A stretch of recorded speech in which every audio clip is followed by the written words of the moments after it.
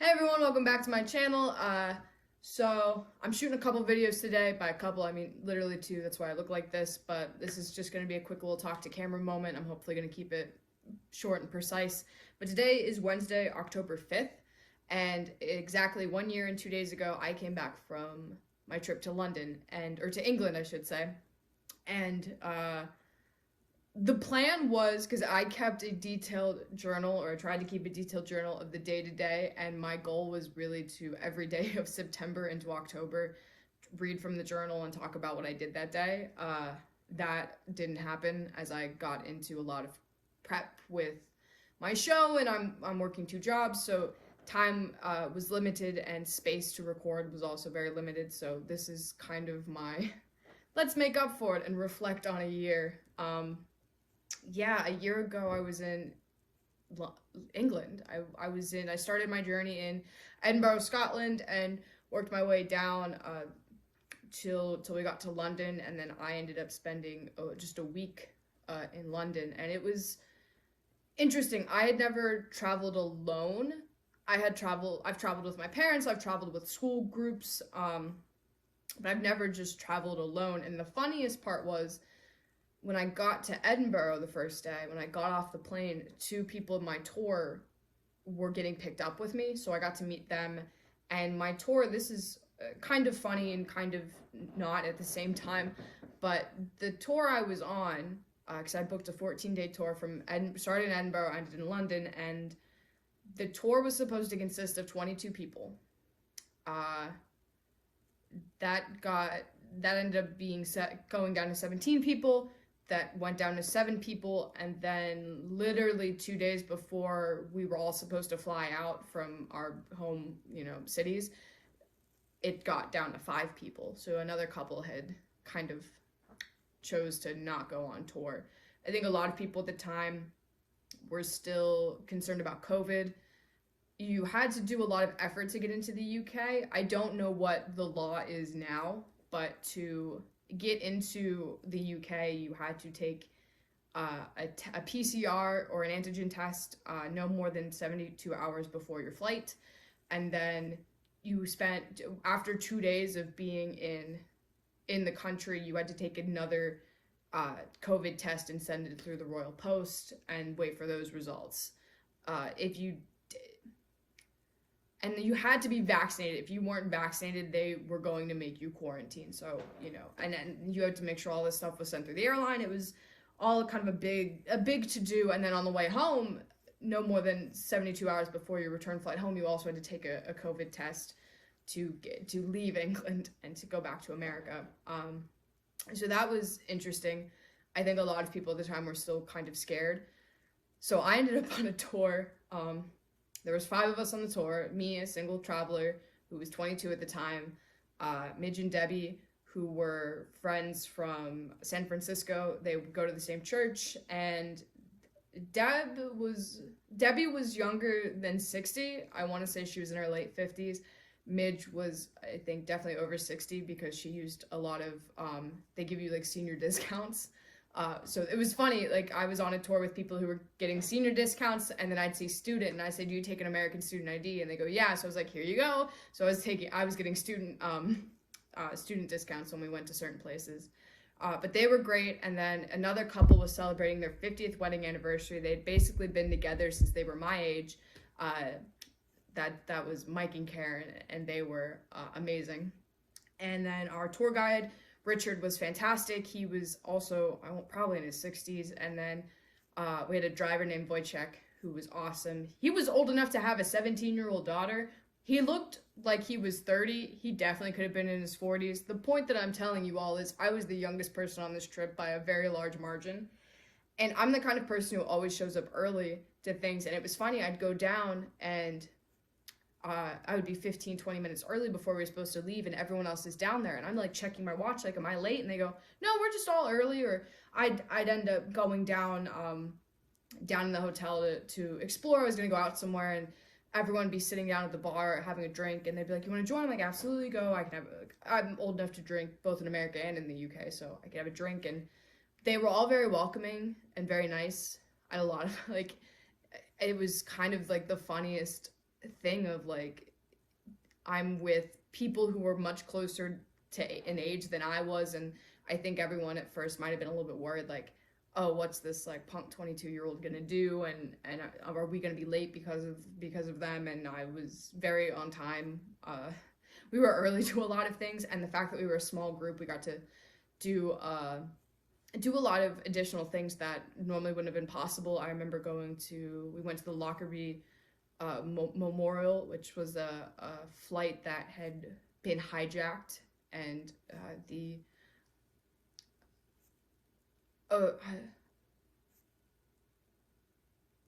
it was a very devastating plane hijacking and crash, and we got to visit their memorial. It was very moving, and it's very small. It's kind of like in a residential neighborhood, which was interesting because in America we have the 9/11 memorial, and it's in the middle of New York City, and it's this huge thing, and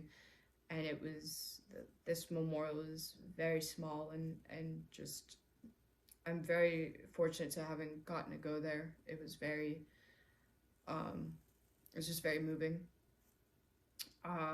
What else did we do? Because we were small, like we went to Gretna Green. It was super easy to get to Gretna Green, which is a little border town. It's right over the border into Scotland, and you only needed 2 witnesses to get married. So there are a lot of people who got kind of like eloped up there, and there were a lot of people who like a lot of men who were marrying rich women to get their fortune. But it's a big wedding venue. I did a whiskey tasting. I did way more whiskey tasting than I ever want to do in my life, but it was very nice to be there. Hadrian's Wall we saw on the way to the Lakes District. The Lakes District holds a very special place in my heart.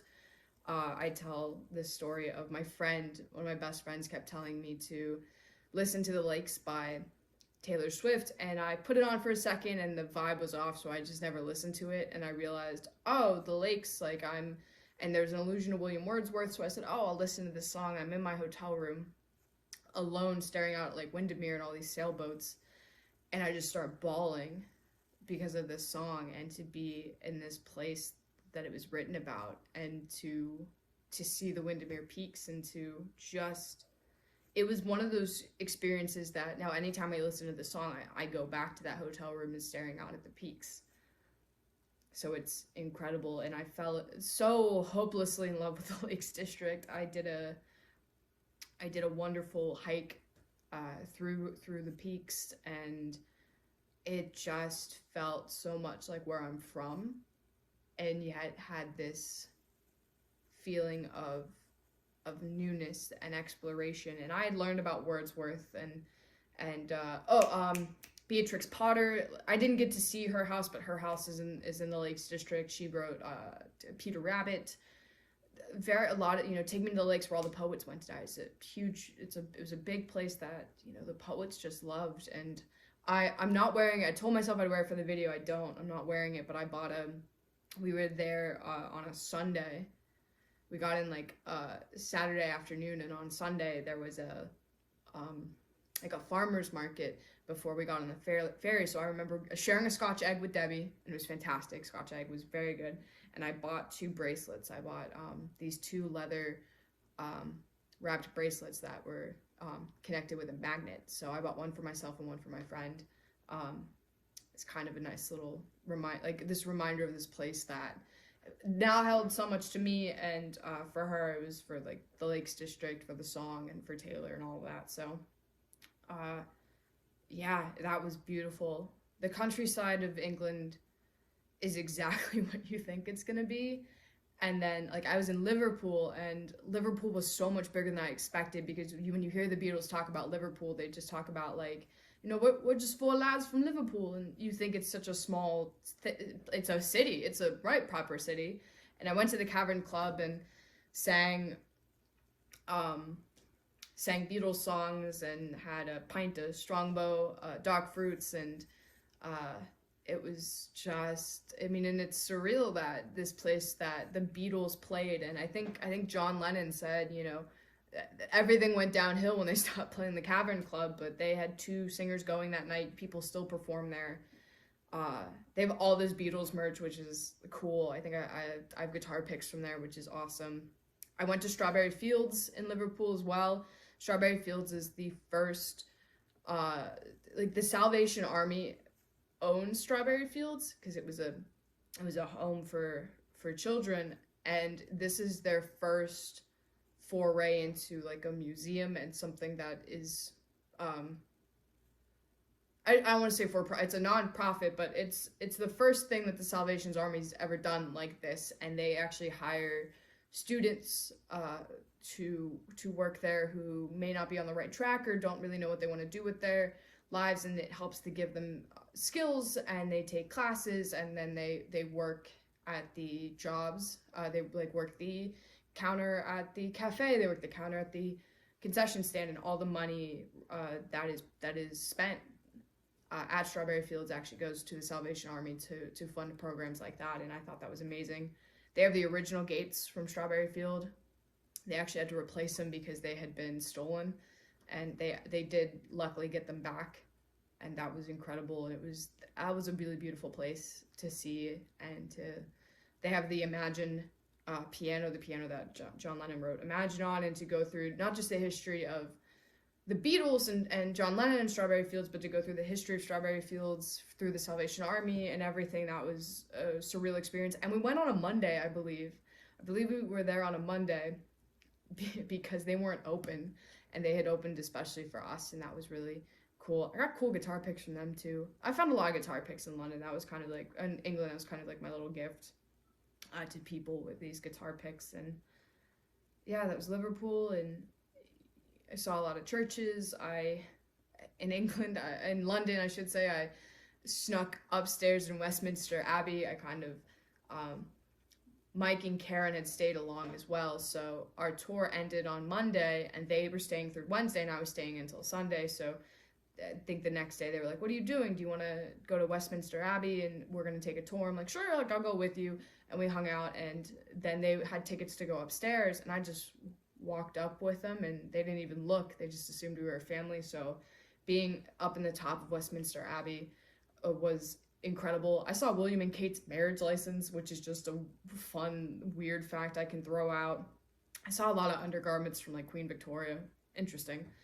And it was all very surreal because when the Queen passed away a couple weeks ago, and you were seeing all of these, the queue to see her, my dad asked, he goes, "Were you there?" I was like, "Yeah, I was at Westminster Abbey. I could tell you how to get to my hotel room from there, and I can also tell you how to get to the Eye and how to get to Camden Town from there." And going by the, where Parliament is, I thought, I've been there. I've been on that street. I've been on that road. I know that view of Parliament. So that was weird. That was crazy and weird. And something that my mom said, she talked me into going on the London Eye. Somebody was trying to talk me out of it, and she goes, "That's in every movie ever. Go do it and be that person that can say, 'Oh, I was there.'"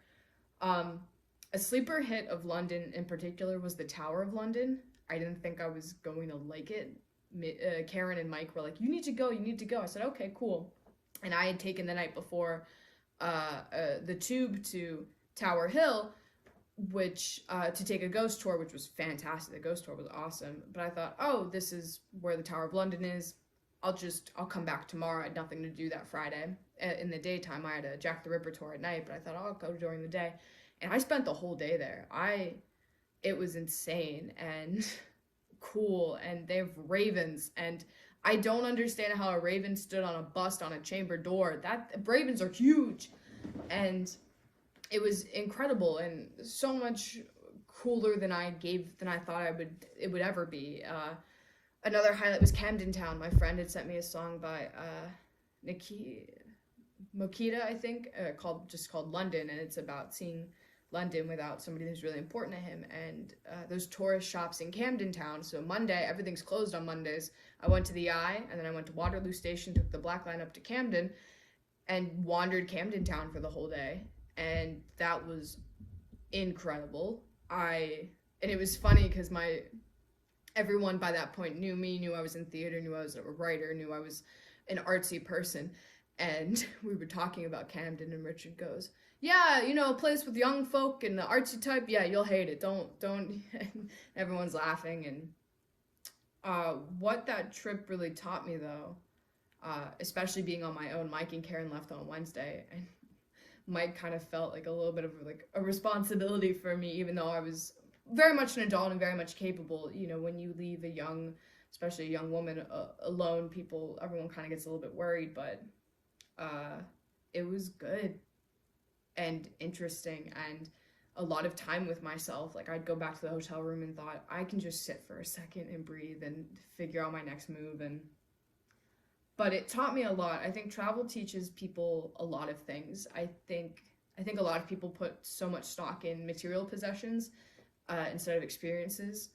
And I'm always the person who wants to do the experience. I am gonna email Mike and Karen tonight and just say, hey, like here's what I've been up to. They're taking like many more Colette tours. I've already been to I think France and Italy by the time this comes out, and so I'm always like, what was good? Like which one am I picking to go on next?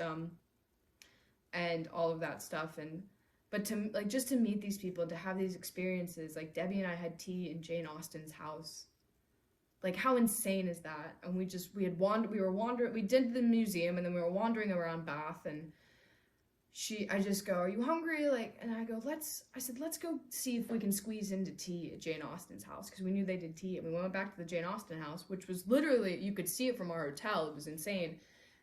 And she goes, yeah, let's go.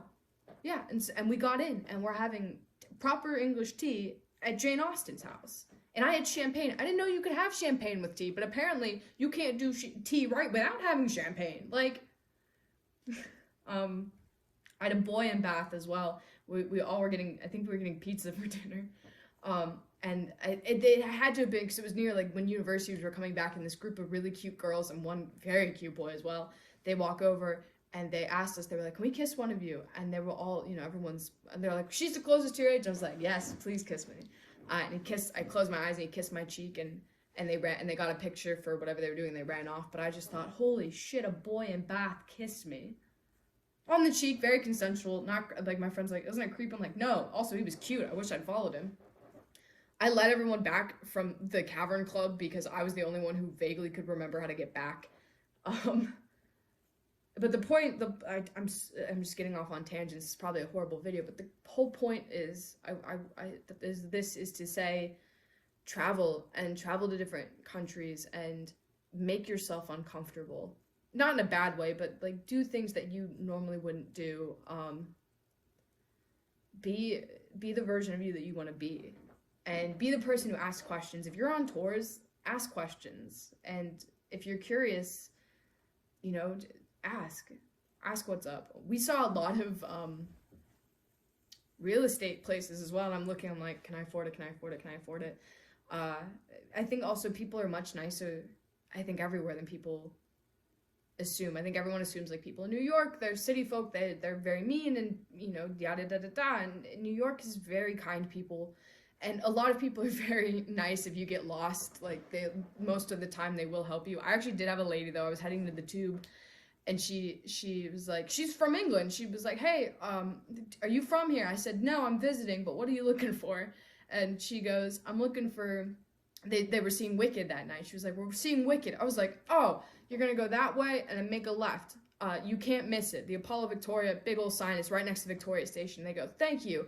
I said, yeah. I said, I may not be from here, but you ran into a Wicked fan. I'm seeing this show tomorrow, so, you know, have a good day. And I thought, how insane that I, an American, helped a British person, like, with directions. And many British people helped me with directions and were very nice and had very good recommendations. And all of this to say, travel, and I don't care if you're 16, 23, 42, 70, travel at any age. I kind of didn't think about that until I met Mike and Debbie and Karen and Midge. Like, oh, yeah, you can travel. You can still travel, and you can still do. We were on a very active tour, and everyone kept up. And you know, you don't have to be limited by your age, or I think you're only limited by your imagination and your willingness to work for the trip and work for the time off. And it's one of the experiences that I will keep with me for the rest of my life. I literally printed out pictures and put them in a photo album. That's kind of how much I loved it, and I will definitely be back. I'll be back to London. I'll be back to the Lakes District, and I hope to one day take my friends there and to say, hey, like, this is what it is. And yeah, travel. I think people underestimate it. Don't. It is one of the greatest things you can do for yourself, is to travel and to try local foods and different foods. I had the best Chinese food of my life at some, I'd call it a hole in the wall, but it was really a hole in the basement place in London. And just, it was incredible. And you just meet people and have these little interactions. And I'm standing on the tube, and the woman's like, is this the Circle Line? I said, yeah, I'm pretty sure. And somebody else is like, it's the Circle Line, but we're all kind of checking to make sure we're on the Circle Line. And the lady goes, I've lived here my whole life. The Circle Line confuses me, and it goes in a circle. I'm like, thanks. I was like, no, I said, I'm just trying to get to Victoria Station. I'm pretty sure. And she was like, I'm going there too. I said, I'm pretty sure this is the right track, you know? And yeah, just travel. Travel is great. This is probably a terrible video of me just kind of ranting and rambling about things that I saw, but it was incredible. And I'm thinking about that trip, and I'm thinking about who I was when I took that trip. And I think in a lot of ways it was really fun and awesome and what I needed. And I think it was what I needed to do a lot of growing as well. Travel promotes growth. New experiences and being uncomfortable promotes growth. And that's the best thing you can do for yourself, is to allow yourself to grow. And I'm gonna end it there because that's a perfect little button. So thank you guys for watching. I will see you all in the next video.